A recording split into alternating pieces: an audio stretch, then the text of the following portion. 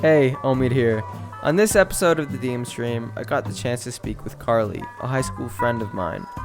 We discuss a whole bunch of things, including her passion for music and robotics, and the lessons and relationships she has gained from them over the years. We also discuss the importance of identity in today's world, and the importance of having faith in the road that lies ahead. Alright, that's it. 3, 2, 1. Karli Sorenson, welcome to the Deem stream. It's been a long time since you reached out to me, and honestly, I think you may have been one of the first people to actually reach out to me to be on the podcast. Most people I actually had to reach out to, so it's super cool that you're here. Let's just get into the podcast, Karli. Tell me who you are. Why did you want to come on the Deem stream? So, I'm Karli, and I don't know. I just kind of was like, other people could want to hear some of the words that I have to say, some of the experiences, because I mean, these are my passions. Why not show the world what I'm passionate about? Exactly. That's what we're all about, Karli. Well, tell me what are some of the experiences you've had in life? What is it that's so important in this world for you? So I think the best way to sum it up is that my life has been like a bunch of waves, but you know what? I've always tried to keep stronger and try to find something else to do to distract me from the negative. And I don't know, throughout my life, it's been a series of ups and downs, but I mean, why not try to find a way to surf the waves? Yeah, how did you do that? What'd you find to kind of help out in your life? So, one of the big things was music. I do not think that I could have gotten through everything without music. I don't know how, because on both sides of my parents, nobody's been into music, but suddenly out of nowhere, my dad and my mom were very musical.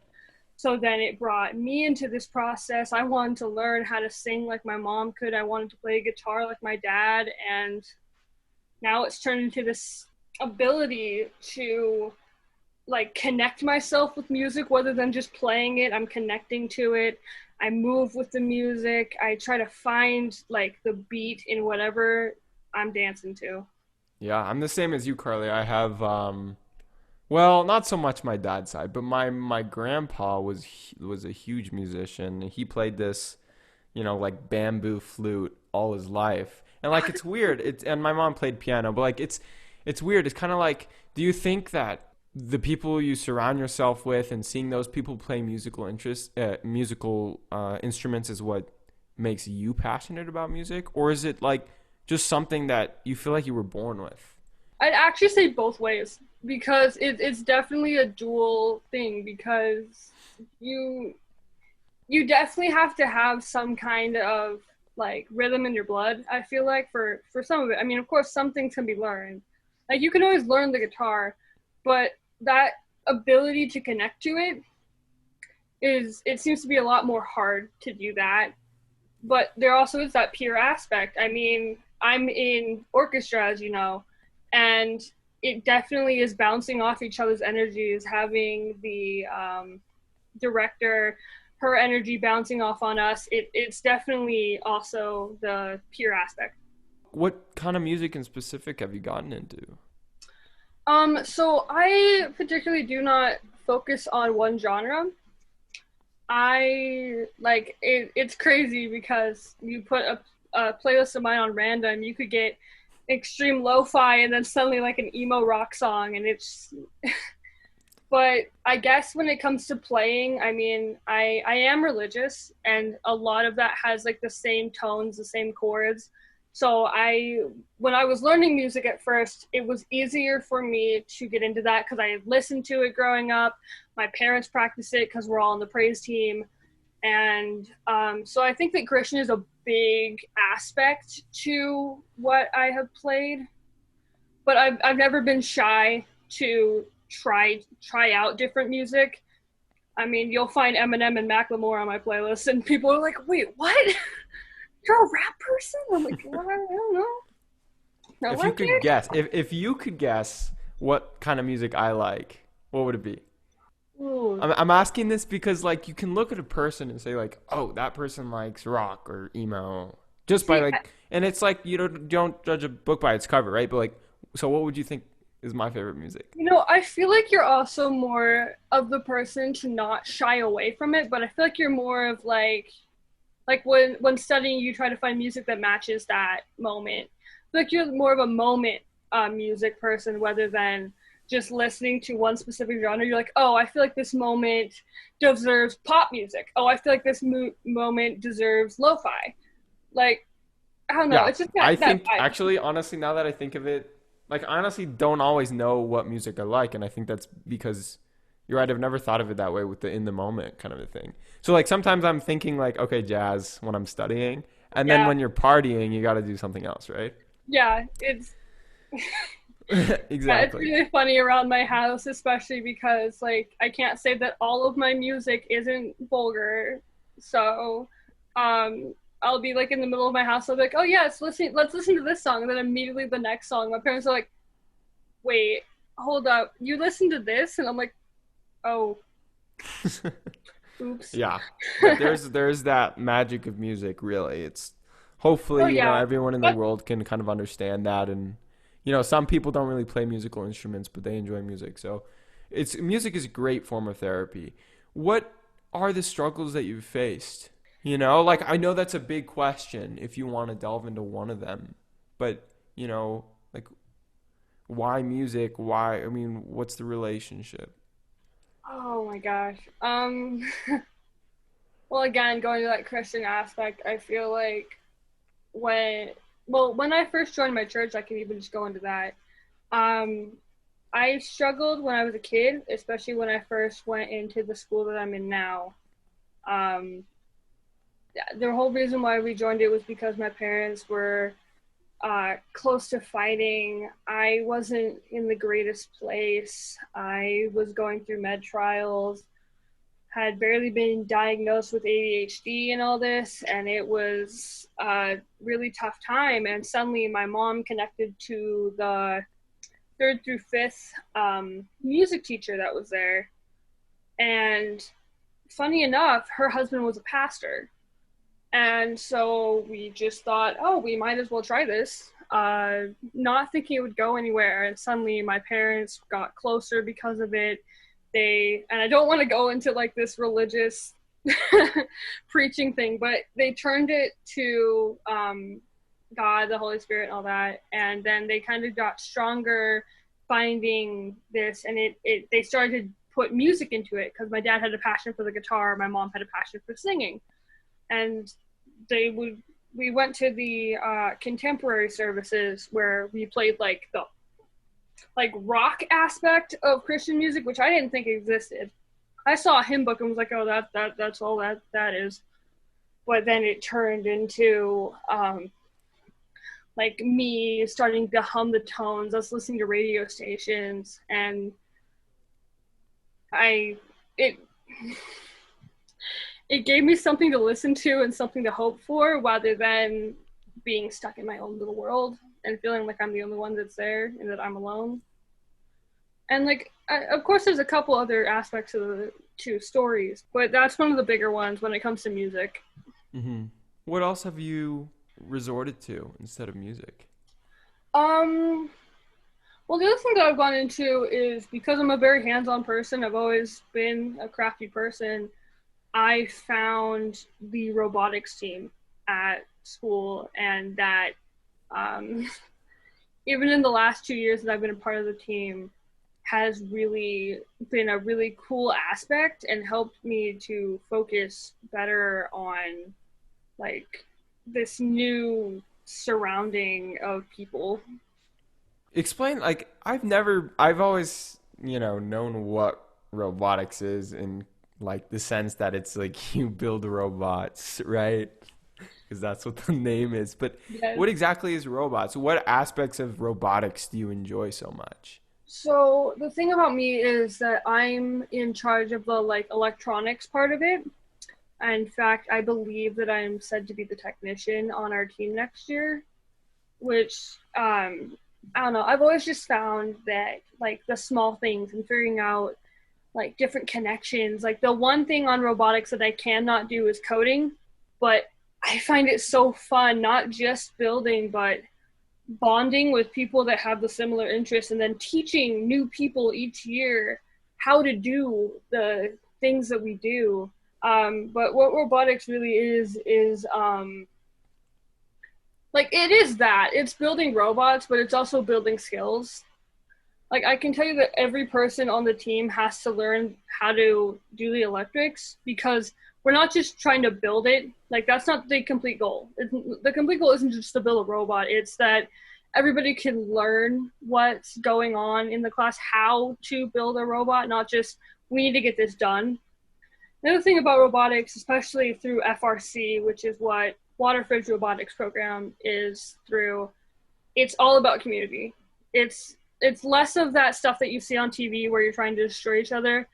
It's more of okay, you're on teams, and if you break somebody else's robot, of course you're gonna sit there and celebrate a bit, but then you go over and you help them and you say sorry and you help them fix it because it's just a giant community of really good people. So this kind of teamwork aspect. What about teamwork is so appealing to you? Some people prefer not to work with others when they're working and think that figuring things out on their own is the best way to do it. And it's kind of like this world of, a world where everyone just wants to win. So what is it like to be in a community where it's not so much winning, but it's actually just making the world a better place? You're gonna get me emotional here. um, so I never was really good in the friendship aspect of life. I was always that quirky kid. In fact, I believe in elementary school that I acted more like a cat than I did a human. And so I was always known as the like quirky kid, as the kid that was like not popular but not exactly unknown, and it left me in a really weird spot where I wasn't really in a clique, I wasn't really in a friend group. I just kind of rolled with the punches. If I bonded with someone, that was great. If I didn't, okay, I'll survive. And then suddenly I came into robotics, and it wasn't just like oh, okay, you're working with people. It's suddenly you're going on trips with them, and suddenly you're kind of like pushed so that everybody can have a part, and you bond with these people and you figure out their personalities, and you're just, I can tell you, my first year I didn't think that I could be a part of that until I started to be called by other people and being like, hey, we need you over here. And I'm sitting here, I'm like, need? Someone needs? What is this? This emotion? The other thing that you did say, sorry, I ADHD brain and jump around. The other thing that you did say is about how not everybody wants to work on a team. When it comes to that, I feel like doing programming is better for that because you're in more of the quiet space, less around the noise, and there's like only one or two other people in there, and you're all just trying to figure out coding. And like, of course, you can ask to be on a project just by yourself. We've had that a lot of the times, and then just had little small parts that needed help with, because like we're not just going to be like, oh, you don't want to be a part of the team, well then get out. In fact, I think that's the whole aspect of why robotics at our school doesn't only have it as a class, it also has it as a team and an after school activity, because if you want to learn, come to the class and don't join the team. But if you want to be a part of the team, that's awesome. Like, come and help us build this magnificent robot. I relate with you kind of on the whole friendship aspect of life. I've since I was a kid, I just had a really hard time making friends, and um, I thought I had friends, and then they'd like exclude me when I was a kid, and then I'd see them on the internet, and I'd see them hanging out on social media, and I'm like, wait, I thought I was your friend, right? So, do you think that um, joining robotics is something that you did out of desperation? Or, well, why did you join it? Of course, there's this well, teamwork aspect, but you didn't know that at first. I mean, like, a way for me to answer that question in like almost like a riddle is the fact that I built my backyard barbecue grill all by myself because I wanted to. Like, I Yeah. was thinking, oh, cool, there's this building class I could join, but I had no idea what I was getting into. I was thinking, like, oh, I mean, debate kind of worked out, but I didn't really have a good bond in there. So I was like, oh, well, another class is robotics. And my mom was like, oh, you should try it. You should try it. And so I was like, I guess, like thinking that nothing was going to come out of it. And then I built these friendships that got me teary at graduation. And I don't think I had ever truly gotten emotional over people leaving the school. And now it's given me friendships that I hope last a lifetime. Yeah. Yeah. Do you feel confident in the bonds that you've created with these people? Actually, I'm pretty sure that I got a now future freshman to want to join robotics because I befriended them and told them all about it. But no, yeah, robotics gave me the confidence to feel like I'm worthy enough for friendship. Like I wear bracelets and stuff because of it, like a little washer bracelet on my wrist that says "Never mind, I'm loved," because robotics gave me that moment where I can say it was even on a robotics trip that I was sitting there. I was like, everybody's a fake friend to me here because that's what I was used to. I was used to people just befriending me because they wanted something or befriending me because they pitied me. And then out of nowhere, it was I got caught in the middle of a group hug, and I had never been a part of a group hug, let alone in the middle of it. And it it robotics and the people in it have the genuine bonds that were and are there have definitely given me confidence to go out and like less think I need to make friends and more think I'm worthy of your friendship. Like looking at someone and say, you might not want to be my friend, but I know I'm worthy of it.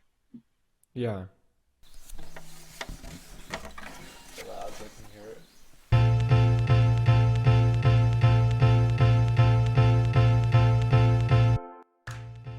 Hey, I just wanted to say a couple things about Deem and the Deem stream before we get into the next half of this episode. If you're someone who has an idea, an opinion, a story, a creation, or have anything else you feel the need to share, no matter what it is, the Deem stream is where you can share with the world. And the cool thing is, you can be any age, it does not matter. There are no strings attached, just a simple conversation with me that gets your voice out into the world. To apply, simply go to deemplatform.org, DEEM platform.org, and let me know what it is you have to share with the world. All right, that's it. Back to the episode. You interested in music and in robotics? What do you think you want to be when you grow up? Do you I'm even still trying to figure that you know, out. I don't even know either. I'm interested in Oh so yeah, many it's so things. So how funny do you figure how that out? so many You people are know, trying to push me and being like, "Oh, you have to make a decision. Oh, colleges have to know what you're doing." And I'm like, "Yeah, I don't know. I'll figure that out eventually." But Mhm. right now, it's looking like I'm more gonna go into the engineering side because, I mean, if I love music so much, I don't know if doing it for a living would make it so that I would stop loving it as much because then it wouldn't be on my terms; it would be on somebody else's. Mhm. And I know that that's like kind of in a way an unfair way to say it. I mean, I've had people tell me, "Go on The Voice, go on America's Got Talent," and I'm like, "Yeah, but do I want for it to turn into not what I want, but what I have to do?" Yeah. Whereas with engineering, it'd be like, "Oh, you want me to do this task? Oh, totally, I'll go do that right now." You raise a good Minor, point. You know, like how people around us are always kind of like steering our own ship, you know? mm-hmm. How do you deal with that? You know, because I deal with that a lot. I've got, a lot of people around me that always say you should be a lawyer or a doctor. And then some people say do whatever you want, right? So it's Yeah. like this constant clash. What do you do to cope with that? I think when it comes to the college pressure, I realize that no matter what happens, that as long as I'm in a job that I'm happy with, I'll be pretty okay. Hmm. And, I don't get as much of that pressure of you have to be this, you have to be that, or you should be this. it's more like I've always just had, especially on my parents' side, just being like, just do what you want. We'll be here as backup, and well, if you want to go to college, go to college. If you don't. If you want to do this, go do that. As long as you're happy, everything will be okay. Mhm. I'm pretty happy with where I am. I'm pretty happy with where I'm going. I mean, who knows? I could turn around and become a forensic scientist out of all of this. Exactly. Exactly. Who knows what's even going to happen in the world anymore, right? Oh yeah, With I everything mean, that's during going these on. challenging times too, it's kind of dialed down with, oh, you must be this, and it's more of like a, if you can be, then do it. Right? Right. So, I'm interested in the flag. Why the flag? Oh, so I have a pride flag in the background, and there's another community that has been absolutely nothing but accepting. Um, Funny enough, I have one of the better stories when it comes to like coming out and the people around me, but I identify as a pansexual, but I have the rainbow flag because that represents all. That just represents pride in general. And you know what? I'm not just a member, I'm a supporter, and I think that everybody in this community is really cool. So, Can you because I know that there's so many different identities out there. What is oh, pansexual? I meant to do that. No, that's okay. So a pansexual, with pan meaning all, it means that basically any gender, like I don't see gender really. It Hmm. doesn't matter if you're female, male, if you identify as non-binary, if you identify as gender fluid. I see people for who they are, not what they identify as. And that's kind of how I've always been. I've been like, oh, I accept you because of you. I'm not going to force you away because of like a certain way how you identify. Hmm. It just has never made sense to me why people do that. But in a way, like I totally respect people who do that. Don't get me wrong, but just in my own personal mind, it's not made sense. Yeah. How do you explain to someone that feeling? Because people who are straight or gay or any other is they may think like those are two different things that you should think about. How can you So merge yeah, those together? I've been told a lot throughout my life, even in my academic environment, that but there's only two genders, and I've just it Yeah, took a but long not time. not even that. Where you said like, I like someone for who they are, not A simple their sex. a simple way of saying it is that I see hearts, not parts. Like I see people for who they are inside, not Hmm. for what they have. Like I once met a trans male is how they identified because they transitioned from female to male, and they were so scared about how I was going to feel towards that, and I just immediately was just like, no, actually, like, you're a great person. And instead of me complimenting them on what they thought I was going to do, like how, oh, you don't look this manly, or like you look more feminine, instead I was like, oh my gosh, I love your shirt, where did you get it? Like I was like, I never even paid attention to that because to me it doesn't exactly matter. Like of course it does, but when it comes to knowing, and if in the low possibility of falling in love, that isn't that huge of a factor to me. Hmm. If you're a great person, then why should it matter? Yeah. Because you are who you are, and I wouldn't shy away from somebody because of them being themselves. So, with all that's going on, with the multiple struggles you face in life and your passions, music, robotics, finding real friends because real friends are really difficult to find. And kind of finding confidence in who you are, knowing who you are, what you want to do in your life. Of course, neither of us here know what we want to do in the future, right? But Yeah, you know, you I know, kind of also like recognize the fact that like at the moment I'm 17. Right, There's right. so So much just more being in in the this moment, world to right? explore. I guess here's just a question. It's a big question that I ask, all my guests.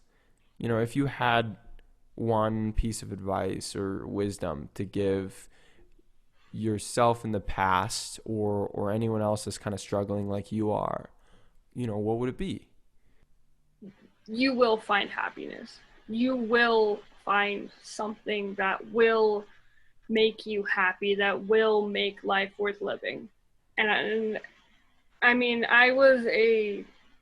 no, I am a suicide attempt survivor. And so, if I were to give one word of advice to the young teenage self, it would be you will find something that makes life worth living. And I've talked to survivors too that said that like specifically people that tried to like jump off of like the San Francisco Bridge, and they said that as soon as they leaped off, they realized that all of their problems were fixable. Everyone's problems are fixable. Hmm. It will work out, and I know that's something I just kind of like just jumped in with right there, but it is true. It's advice I would give to anyone, not just my past self. So how can I believe you that everyone's going to be happy? How do you know? You know, now that I'm saying that, I kind of retract the like happy part because like yes, you're gonna find little pieces of joy, but I can't truly say if I know if everybody turns out happy, but life will turn out worth living in even in the small moments. Like I can say after my attempt, I started to realize the small moments. I started to realize if I had done what I had done, I wouldn't have met this person, or this person. Or I think about how I wouldn't have been able to do this with my dad. Even just the small things, like I can say, even just yesterday, in response to the 2020 seniors graduating, we blasted kombucha bottles onto our circle, knowing that there's a rainstorm coming Hmm. that will wash it all away. And if I had truly fallen through with that, I wouldn't have been able to blast kombucha bottles with my dad. Yeah. And, like just holding on to the small moments. That's great, Carly. That's great. Thanks for that uh, advice. I need that advice sometimes too. We all need that advice, really. We yeah, all struggle all the it's time. funny how so many people think that just like little people struggle, like just the people that are going to therapy struggle, or just the person that needs this specific kind of counseling struggle. But I can personally say that I've had people that seem perfectly fine come up to me and tell me, I have these things going on, and I don't know what to do. Do you have any kind of advice? And I guess it's kind of what it has happened to me because of becoming this more empathetic person on campus. Is I've had people come up to me that I've either never talked to, or who used to mock me, or who used to like definitely want to exclude me, come up to me and just be like, hey, I know we haven't been the best, but do you have any advice for the situation? And I can tell you it's one of the most powerful feelings, knowing that people trust you in that way. Hmm. And I mean, I know this is more of a unique thing, but that's another huge thing that I think about when it comes to your life is worth living.